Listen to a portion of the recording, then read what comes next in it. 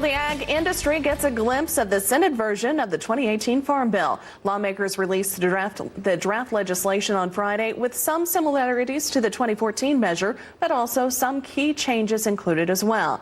And joining us now is American Farm Bureau Director of Congressional Relations, Andrew Walmsley. Andrew, thanks for taking the time to chat with us today. So what are your hopes for the Senate Farm Bill as you've seen it now? Yeah, so we're excited. We actually have bill text to look at. We are now moving through the process in the Senate. We've had a little hiccup on the House, and we're hoping to get them both moving here at the same time. But overall, the Senate bill has come out in a very bipartisan manner. Chairman Roberts, Ranking Member Stabenow working closely together, their staffs working closely together to get us a bill out. We're going through it now. Not too many surprises in it. There are some similarities between the House bill and of course, the Senate bill. And so when you look at the programs, all of them obviously important to farmers and ranchers. We're not seeing a ton of changes in the commodity title, a few tweaks around the edges, some plus-ups and improvements to the ARC program, and some more money put into dairy. We see crop insurance mostly intact. So overall, we're pretty pleased at the starting point going into committee markup this week. And from your perspective, well, how does it differ from the House version of the bill?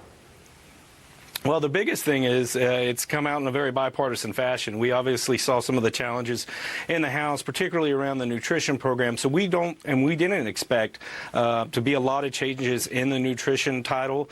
So that's the biggest difference. We're not seeing a huge difference between a lot of the commodity programs and crop insurance between the House and Senate. There are some changes in the conservation title that we're still wading through, about 1,000 pages of bill text. So we're doing a side-by-side right now and sharing that with our states, and we'll be weighing in with the committee as we move forward.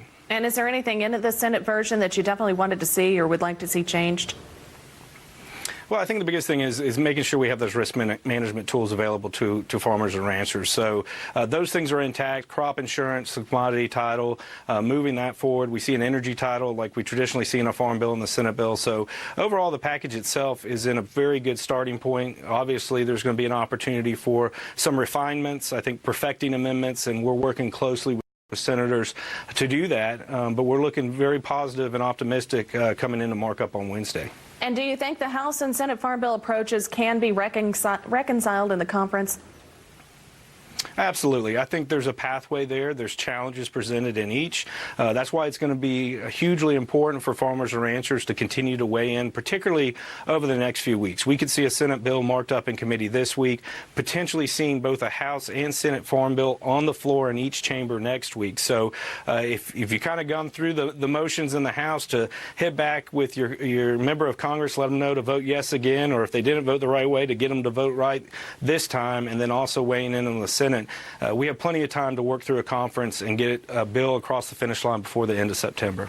All right. Well, Andrew, thank you for joining us today. We appreciate it. American Farm Bureau Director of Congressional Relations, Andrew Walmsley, joining us.